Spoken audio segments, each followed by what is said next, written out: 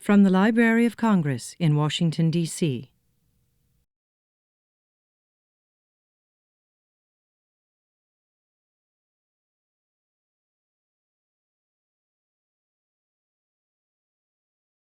Good afternoon. My name is Georgette Dorn, and I'm the Chief of the Hispanic Division of the Library of Congress. I want to thank all of you for coming. And I want to especially appreciate that Cole Blazier came, who was my chief from 1988 to 1993, and who was the mentor to all of us in the Hispanic Division. We have the privilege of hearing today Dr. Reid Andrews speak about his new book, Blackness in the White Nation, a History of Afro-Uruguay. I've been trying to get Dr. Andrews to come to the Library of Congress since a meeting I met him at Cornell University in 2002, and finally we were able to get him to come and speak to us about his new book. He's an acclaimed historian of the African presence in Latin America. His prize-winning book, The Afro-Argentines of Buenos Aires, was published in 1980 and became a standard text in countless classrooms in the United States, Latin America, and Spain. He has written 6 other seminal works on Afro-Latins, including Black and White in Sao Paulo, Brazil, Afro-Latins in Latin America, and currently he's the chair of the history department at the University of Pittsburgh, and also the senior editor of the Hispanic American Historical Review. Professor Andrews.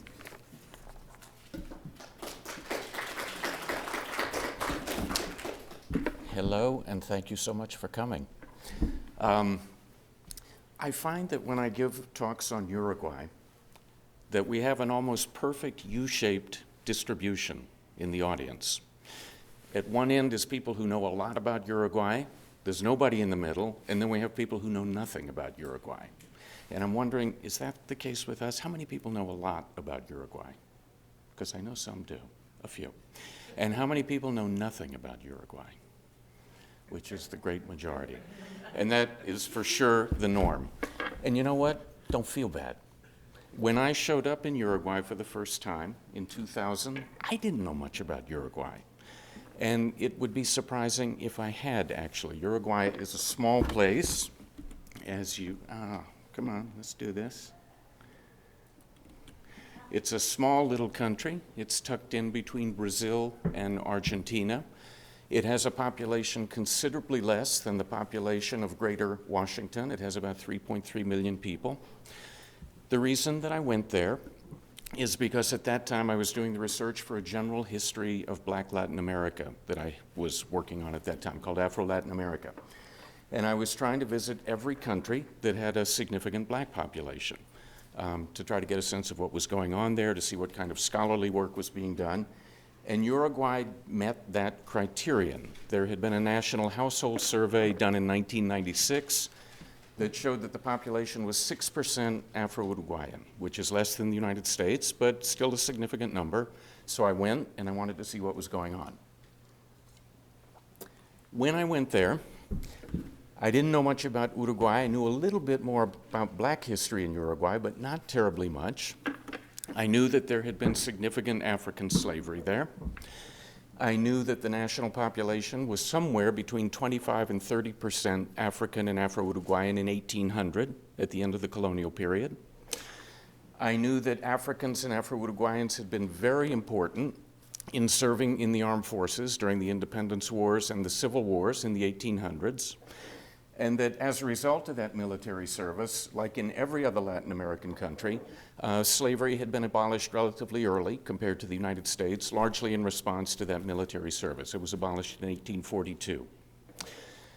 Those were the things I knew about. When I came, I was particularly interested in trying to recover or see whether local people were recovering the history of Black social movements in Uruguay after abolition, Black political movements, Black cultural movements. And I knew about 2 such movements.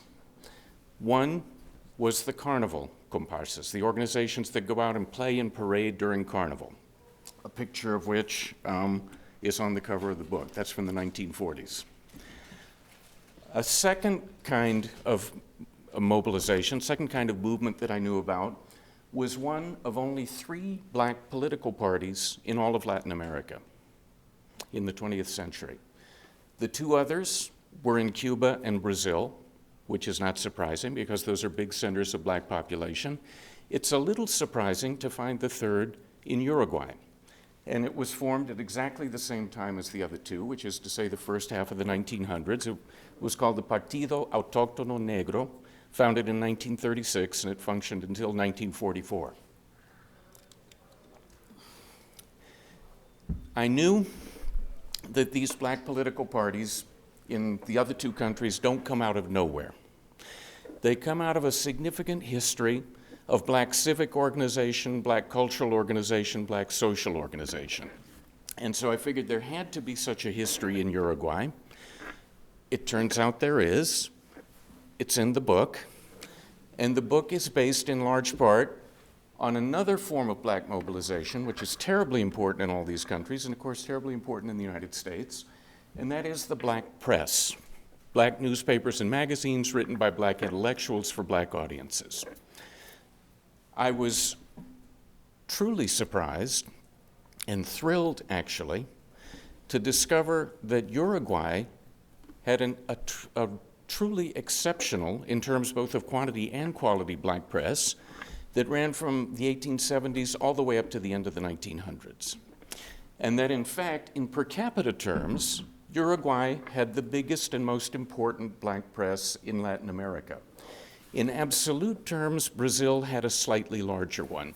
Between 1870 and 1950, there's somewhere in the neighborhood of 40 newspapers and magazines published by and for black readers in Brazil. In Uruguay, there are 25. But Brazil has a black population 400 times larger than Uruguay's. So 25 newspapers and magazines is kind of big news, and especially for a country so small and in which the black population is so small. Even today, we're talking about 200,000 people in a population of about 3.3 million.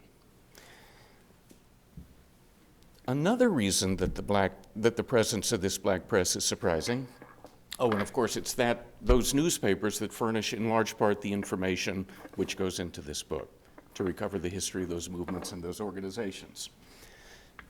A second reason why it's a little surprising to find such a big and active black press is that perhaps of all Latin American countries, Uruguay should be the one in which there's no need for a black press. And why no need? Because it is the country in which we potentially have the conditions for a full, complete, and egalitarian integration of the black population into national life, which is a big claim, of course, but for a couple of reasons. The first is that at the time of independence, Uruguay commits itself in its constitution and in its laws, and to a certain degree in its social practices, to full, complete civic and social equality. That every citizen, and indeed immigrants to a large degree, have the same rights, same privileges, same obligations to the state, with race having no role in any of that. Now, we can say that's a beautiful dream, and it is a beautiful dream. And in fact, it's a dream that every Latin American country has when it becomes independent. Virtually everyone abolishes all the racial laws and racial practices dating from the colonial period. But Uruguay then goes beyond that. In the early 1900s, by adding to the concept of civic and social equality, the reality, to a truly unusual degree in the region, of material and economic equality. And how do they do this? They do this by the very early enactment, before the Soviet Union, before the Mexican Revolution, way before the American New Deal in the early 1900s, of a very broad-ranging program of social, economic, and political reforms. Again, aimed in particular at integrating Uruguayan workers into Uruguayan society and into Uruguayan politics. Mandatory collective bargaining, paid vacations, the beginning of a social security system, extremely well-developed elementary and secondary education, a whole series of programs which are aimed at trying to level out the social differences, the material differences in Uruguayan life. Now, whenever we have such an effort in an American country, a serious effort to really reduce class inequality, I've jumped the gun a little bit. Let me go on to say that those early reforms get continue to get built on all through the first half of the 1900s. They continue to get expanded. They then kind of lose favor in the second half of the 1900s because these reforms and these programs are terribly expensive to maintain. But over the course of the 1900s, they've had a powerful effect in producing what, by various statistical measures, is the second most egalitarian country in Latin America. And the only country that has higher measures of class inequality, or class equality rather, is of course socialist Cuba, and that's a relatively recent addition. When we look at figures from 2000, which we need to have here, but I don't see them. Are they on your screen? Click again, click again. Do you think? Click an arrow? No. We go back again? Well, let me describe those figures to you. They show, and they're from 2000, so very recent, they show very high levels of literacy. They show very high levels of access to primary and secondary education, and high in reference to all other Latin American nations. The two indicators, I guess, that are of greatest interest to me are levels of poverty, which, oh my, I don't even have the table with me. Well, it's in the book. All the more reason to buy the book. Go buy the book. You will find in that table by far the lowest level of poverty in any Latin American country, something in the neighborhood of 7% as of 2000, and this is comparative UN data. And then, do you know this measure, the Gini index of income inequality? It measures the degree to which income is maldistributed, concentrated at high levels, and very scarce in low levels. Brazil famously has the highest such indicator, and it has the highest in this chart. Uruguay has the lowest indicator for all of Latin America, except for Cuba, for which no indicator exists because the UN does not consider Cuban economic data to be sufficiently reliable to calculate such an index. If we could, Cuba's level would be lower than Uruguay's, but it would be the only country with a lower Gini index than Uruguay. And that is the result of Uruguayan social democracy over 100 years. Now, Cuba has the lowest levels of class inequality in Latin America. No big surprise that according to its census of 1981, it also has the lowest levels of racial inequality in Latin America. To a truly amazing degree, after 20 years of revolutionary rule, Cuba had almost eliminated, come very close to zero racial differential in life expectancy, in earnings, in education, in civil status, and so on. Now that's the product of socialism. When you enact programs that disproportionately benefit the lower class of society, that also disproportionately benefits the Afro-Cuban population. So, and at the other end of the spectrum, when you have Brazil with the highest levels of class inequality in the region, guess what? You're also going to get extremely high levels of racial inequality, which have been well documented in a series of Brazilian censuses from really very beginning of the 1900s up to the present. Therefore, you can see where I'm going with this. In a country in which measures of class inequality are relatively low and very low by Latin American standards, we expect measures of racial inequality to be low as well. And we expect to have the perfect setting for relatively complete racial integration. We could never test that hypothesis until very recently. Uruguay went for over 100 years without gathering any racial data on its population. It counted race in the national census of 1852, and then it didn't do it again until the National Household Survey of 1996, and then a second survey in 2006. So when those results came out, everybody most interested to see what they revealed about black-white inequality in Uruguay. Well, this too is in the book. I didn't bring them with me, but I'll give you a few examples. Things are not as bad as in Brazil in terms of racial inequality, but they're way closer than they should be.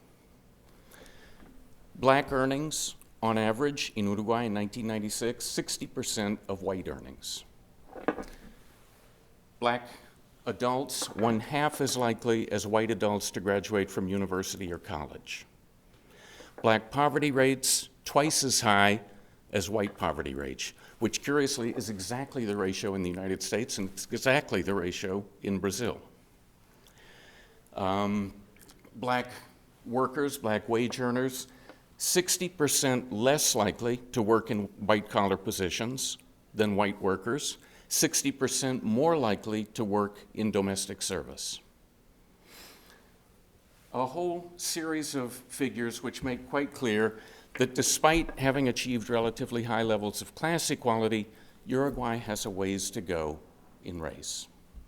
And nobody questions this. The Uruguayan government has acknowledged it and is working on programs right now to address this problem. But that then raises another series of questions. How come? If you've got in some ways ideal conditions to get at least part of the way to racial equality, how come you didn't get there?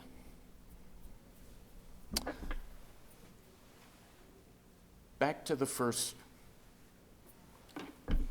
kinds of movements that I talked about at the beginning of the talk, the carnival comparsas. I had read about these comparsas. Whenever I read about them, these are the groups, as I say, that go out parading during Carnival, which takes place in February and runs into March in Uruguay. And Carnival's a big deal in Uruguay, the way it's a big deal in Brazil, the way it's a big deal in New Orleans. Whenever one reads about those comparsas, they are always referred to as comparsas de negros, or sociedades de negros. And I thought, oh, great, yeah, absolutely. Let's go have a look at these. And when I did, and as I say, I got there in the early 2000s, I was kind of startled to learn that comparsas de negros are not necessarily comparsas de negros. As a matter of fact, to a very large degree, they are comparsas de blancos, who are going out to parade as black people.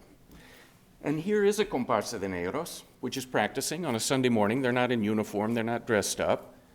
But as you see, they are actually a comparsa de blancos. This is a group called La Gozadera, which parades in the neighborhood of Malvin. Well, this really did raise questions. What's going on here? And it turns out there's a long history of what's going on. The comparsas first appear on the scene in the 1860s, 1870s. I don't have time to go into that history. That's what we have the book for. But let's step back for a moment and think about what goes on during Carnival, famously.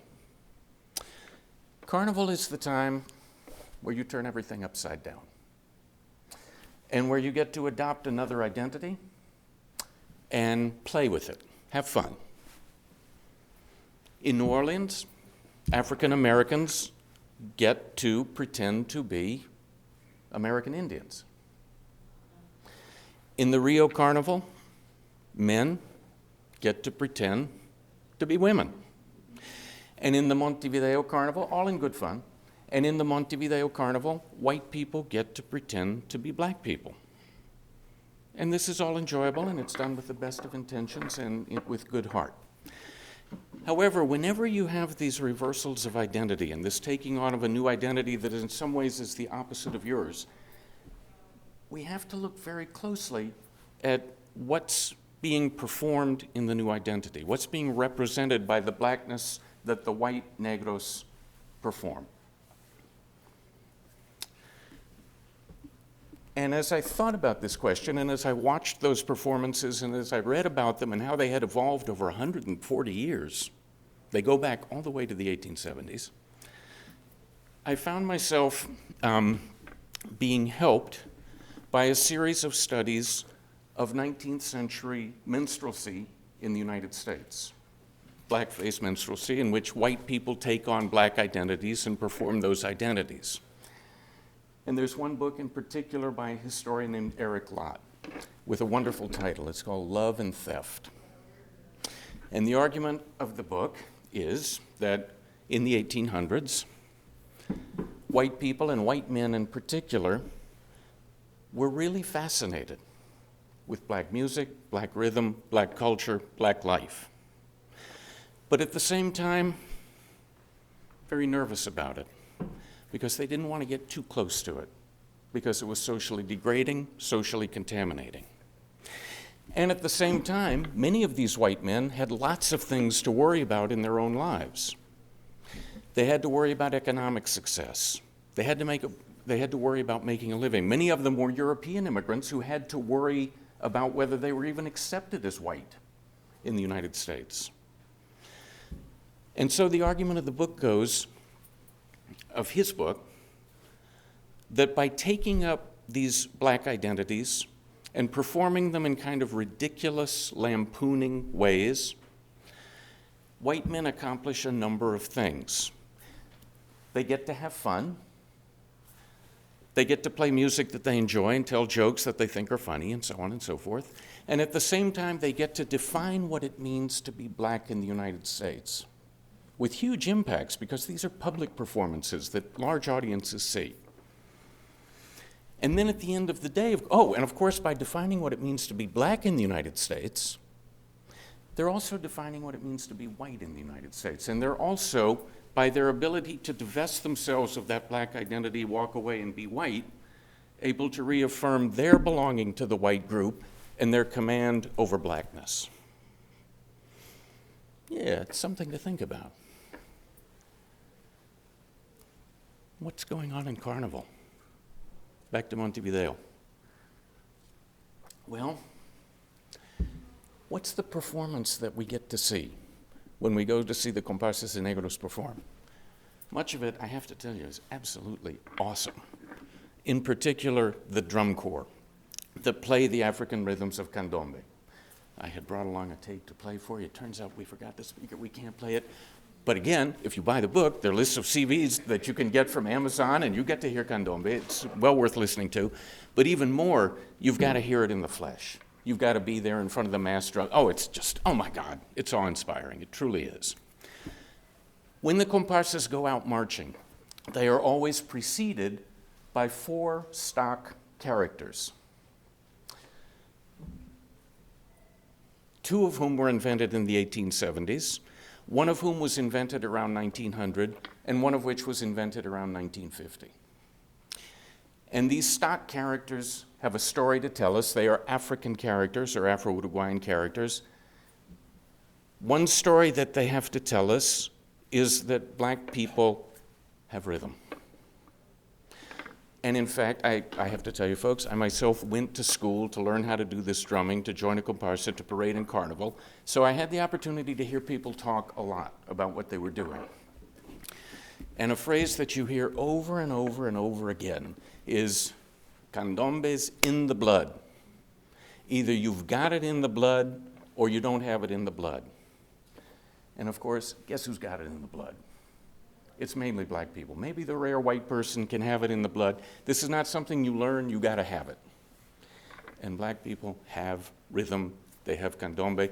You hear this not just in the comparsas, you will read it in the newspapers. Not the black newspapers, needless to say, but the white ones when they write about, it's Carnival again, we're gonna go out and listen to the blacks entertain us with rhythm and so on and so forth. Along with rhythm in the blood, always, in this country, like Uruguay, goes sex in the blood. Hot rhythm, hot sex. Expressed in several ways. Let's move on to the characters. And how are we doing for time? I forgot to check. Oh, we're not bad at all. We're going to get there. Character number 1, young black sexuality, young male sexuality. This is the Escobedo.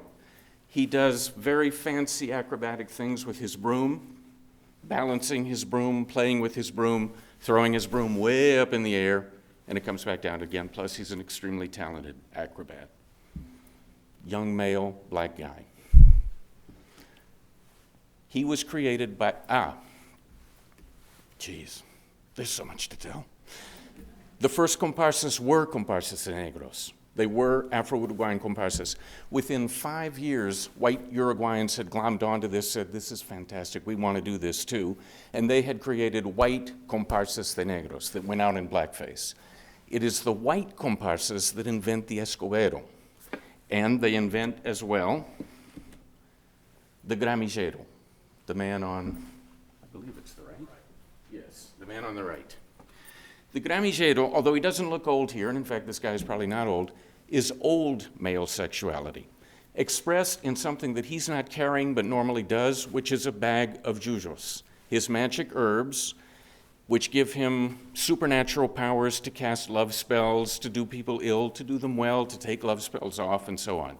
But he's got these powers that really make him a person to be reckoned with. And these two figures are both created by the white comparsas in the 1870s. The next figure comes on around 1900, the Mama Vieja, who here is being danced by a young woman. The first ones, actually, and for about 50 years, were danced by men, not women at all, and usually white men. The Mama Vieja is created by a wave of integrated comparsas that comes on starting around 1900. These are working class comparsas, largely immigrant comparsas. And they grab onto the Mama Vieja, I theorize, I hypothesize, because she is so closely tied. She's the black woman who takes care of upper middle class and upper class Montevideo households. So she's very much a figure of the elite. She sometimes has sexual connections with members of that household, sometimes doesn't. We can't know how often this happens. But she is a figure very much connected to the white Montevideo elite. The worker comparsas, the immigrant comparsas kind of grab her and say she belongs to us now. And she goes out and dances in not highly sexualized ways. And in fact, probably in those days it was more comic than sexual. But it's in a way the starting of an acknowledgement of black female sexuality, of which there's a huge amount in the songs, the lyrics of the songs at the time.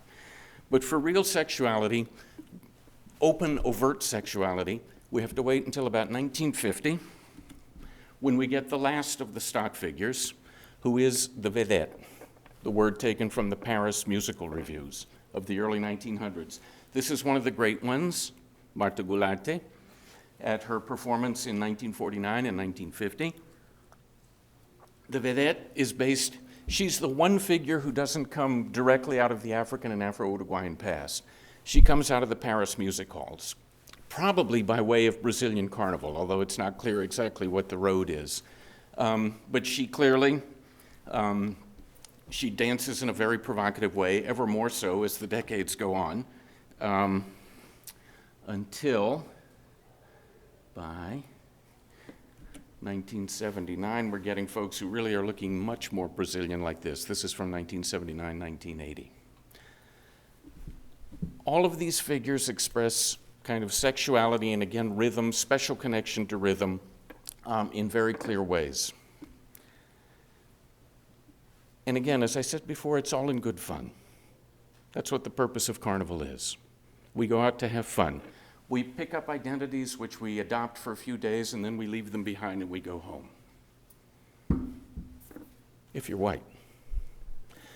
If you're Afro-Uruguayan, these identities, these ways of thinking about being black and who black people are and what their makeup is, these are pounded home year after year after year after year after year, and they're still being pounded home today.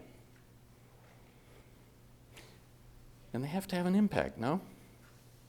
If you've got rhythm in the blood, and if you've got sex in the blood, what else do you have in the blood? Candombe for me is a beautiful thing, spectacular thing. But it has also, I don't think anybody set out to use it necessarily as a means to think about race and blackness.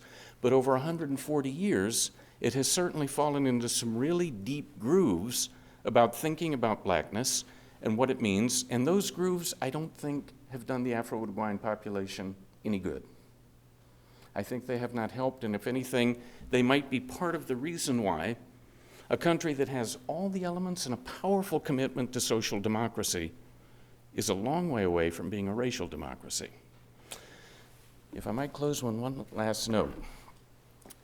In 2008, an Afro-Uruguayan congressman, very interesting guy, Edgardo Ortuño is his name, he has taken as part of his mission to try to push Uruguay toward racial equality, racial democracy. And one way in which he wanted to do so was just to try to get people in Uruguay talking about these issues, which of course the black movement has been trying to do for many years and with some success, but he wanted to add the power of his office to that. And he thought, you know, United States has a federal holiday devoted to blackness or representing blackness in some ways. Brazil has such a holiday, which is the Day of Black Consciousness. It's November 20th. It marks the anniversary of the death of Zumbi, the monarch of the Quilombo Palmares. What if Uruguay had a black holiday? And we devoted that holiday to discussing issues of racial equality or inequality. And he said, what would the holiday be? In 2008, he got the Congress to approve unanimously a national day of candombe and Afro-Uruguayan culture and racial equality. It's a day committed to three things. And his theory was that candombe, he said, would be a Trojan horse. It would be the gift that would then kind of smuggle in the discussion of racial equality. Well, maybe. But this is a Trojan horse with it cuts in some very complicated directions, and this will be an interesting experiment. Where does the National Day of Candombe take Uruguay? I don't know. I'm not making any predictions. But anyway, stay tuned.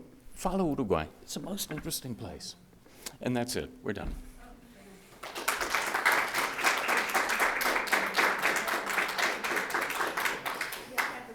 We have time?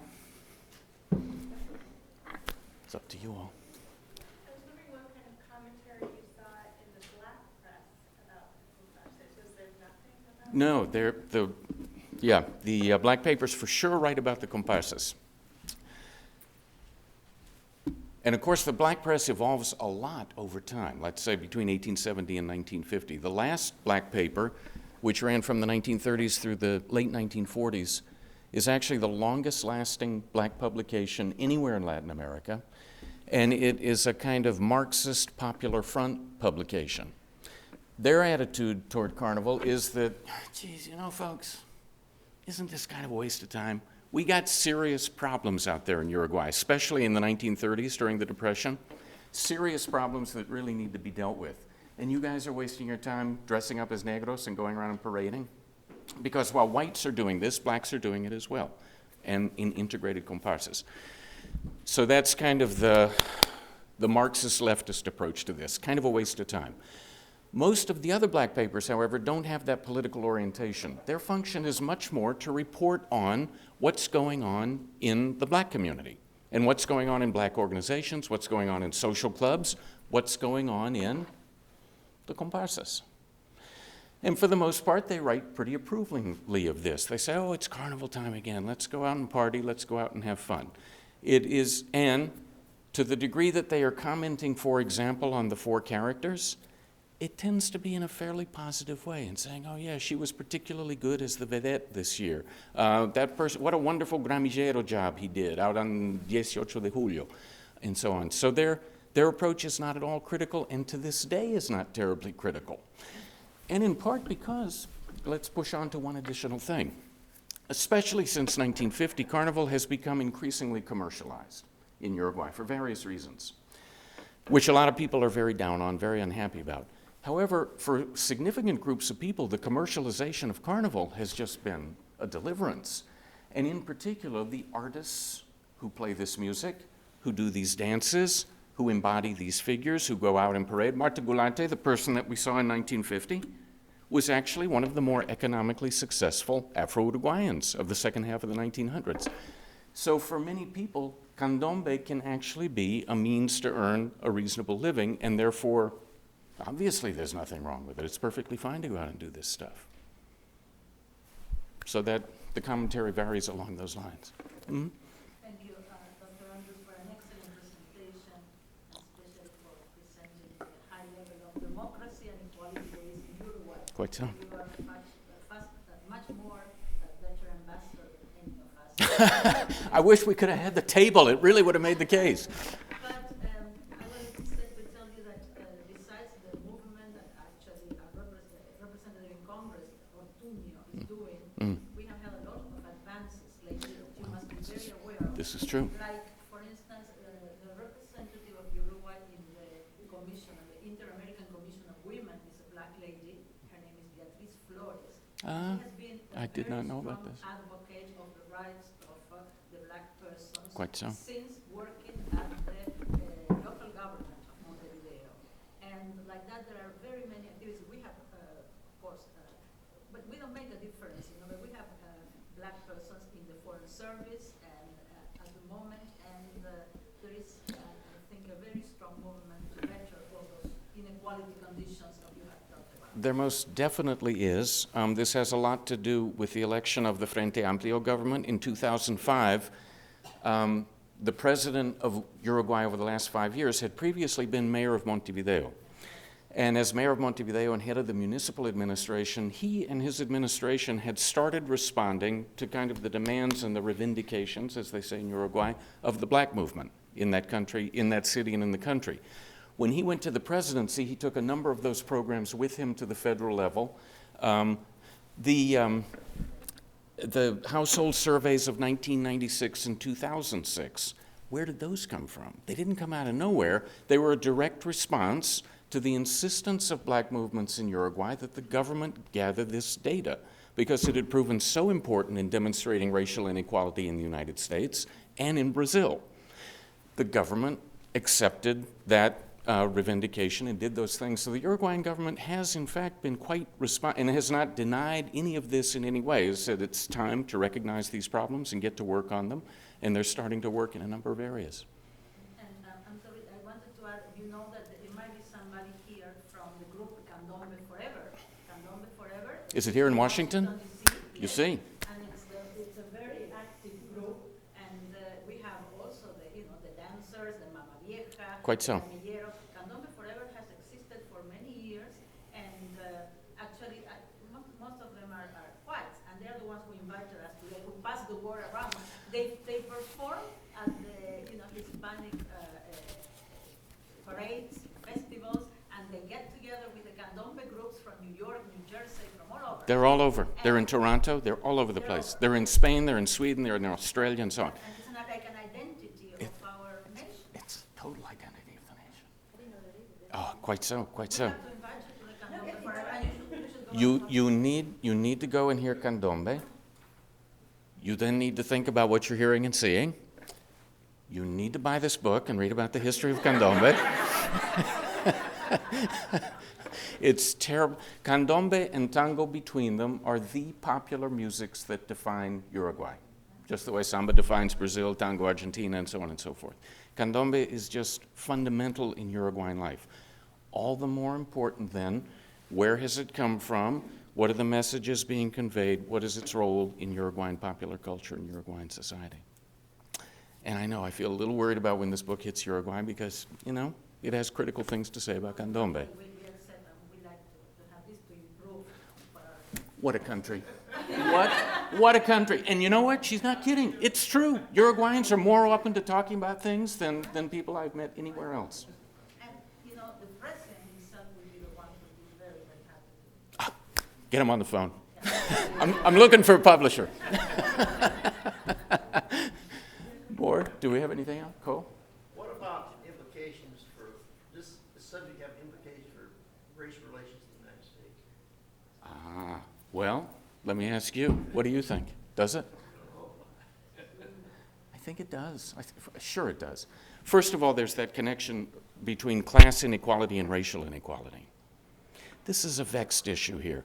We have tried to tackle racial inequality primarily through racial remedies, which are great. We needed to do those. What if we tried some class remedies, like in Cuba? Folks, that would have some. What if we got serious about primary education? What if we got serious about income inequality? Or income equality? That would have unbelievable consequences. Okay, so that's one implication. The other implication is back to love and theft.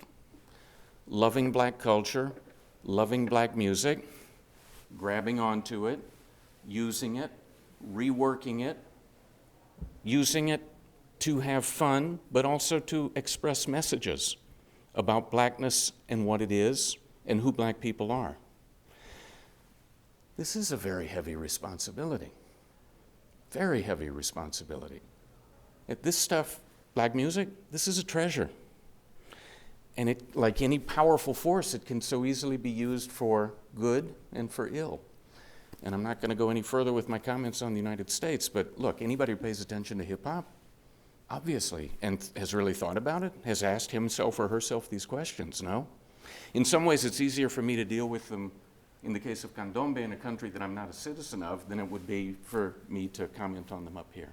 But for sure, it raises those questions. And yes, over here.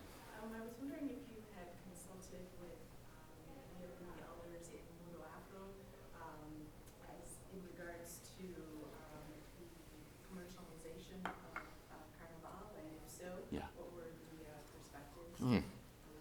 that you gave from them? And the second question is, what opportunities do you see for Uruguay in 2011 being the International Year for People of African Descent? Yeah, absolutely. It was actually Mundo Afro in a way that got me into this project. Because when I went there in 2000, one of the things that I did, in addition to trying to make contact with scholars, was to go and see them as well. And I had written, maybe 20 years before, a book on black history in Argentina, which is an even more obscure topic than black history in Uruguay. But the people in Mundo Afro knew about that book. And they said, oh my God, welcome, welcome. You have to come back and you have to do research on us. You have to write a book like the one you did on Argentina. I said, well, life is complicated, you know? But I ended up doing it. And so when I was down there, indeed, we talked about this a lot. Their take on almost everything is quite sophisticated in my experience. And in fact, I in some ways make use of their take on things. When we note, for example, they don't talk so much about the problems in the message of candombe. And in fact, they are as involved in promoting candombe as a Uruguayan art form as any entity in Uruguay is. The percussion school that I joined was the Mundo Afro Percussion School, because I knew people there. The group that I went out with was the Mundo Afro group. Now, they did do something interesting. They did a number of interesting things. Vedette, no vedette. In the Mundo Afro group, no vedette. And in fact, rather the contrary, you do have the other figures, because they're not so overtly sexual. You then have a dancing corps of women who dance in not very suggestive ways, and for sure they don't have suggestive costumes on. They wear almost floor-length dresses, and they kind of weave in and out in rhythmic ways and so on. And they did say, we do it this way because the vedette is the one figure who's not Uruguayan. She's obviously French, maybe Brazilian. And come on, this is not the way to go. It's a degrading image of black womanhood. We're not going to do this. But the rest of the stuff we will do. Now, on the other hand, they weren't singing songs, and that's a whole other issue. The lyrics of the candombe songs, that's where the messages are really conveyed so very, very clearly, and there's a lot of that in the book. Then on top of that, the visual stuff. The Mundo Afro people were also alert, however, to the commercial opportunities that candombe provides. And their feeling was, hey, come on, we got to get a piece of this. And if anything, we've got to retain a piece of this in some ways by going back to that message of who really knows how to do this? Who's really connected to candombe? Is it the white drummers or is it the black drummers? You white drummers are welcome. But the people who really, you're welcome to be part of this. But the people who really know how to do this, it's in the blood. I would hear that talk in Mundo Afro just like I would hear it everywhere around Montevideo. So, and then the second question was Afrodescendiente. That's part, again, of the government initiatives. For sure, they're on to this. They want to be part of the International Year of the Afro-Descendant. I'm saying, you need to publish this book. This is priority number one for the Year of the Afro-Descendant. But no, I'm kidding. They'll be doing their things. I don't know what they are yet. They've already been doing a bunch of stuff like devoting the National Patrimony Day to Afro-Uruguayan history, which they did 2006, I think. Bunch of stuff. For sure, they'll be doing more in 2011. This is an issue that's got people's attention now. When you talk about the data that shows the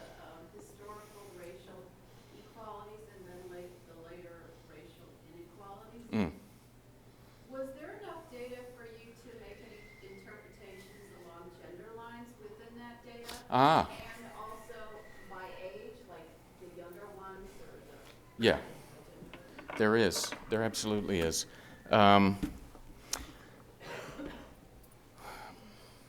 Educational performance is without question improving for younger Afro-Uruguayans as opposed to older ones. I haven't seen studies of vocational performance by age. Haven't seen that yet. Maybe somebody's going to be doing that. Along gender lines, this is the most interesting issue. The place where really good research on this has been done, of course, the United States, but Brazil as well. And very interesting findings in Brazil, which are that gender discrimination, usually measured in terms of wage differentials, gender discrimination in Brazil is greater than racial discrimination. And when you put the two of them together, in other words, black women and their position in Brazilian society, it's kind of like a Holocaust, actually, statistically and in human terms. These tendencies are not as strong in Uruguay, but the direction is the same. That gender discrimination is very high, as is racial discrimination, and when you put them together, Afro-Uruguayan women unbelievably disadvantaged in the job market. In both Brazil and Uruguay, black women actually have higher education levels on average than black men, which may well be the case in the United States as well. They are consistently at marked wage disadvantage in relation to black men or white women, and compared to white men, get out of here. So definitely you can break this stuff down by age and by gender. I haven't done that beyond what other scholars have done in their published work. But the stuff is available, and it's in Spanish, but if you can read that, you can definitely consult it. And some of the original tables make it easy to work with as well in the Uruguayan government publications, all of which are available online, of course. So the data are out there. Anything else? Are we done? I think maybe we're done. Thank you. This has been a presentation of the Library of Congress. Visit us at loc.gov.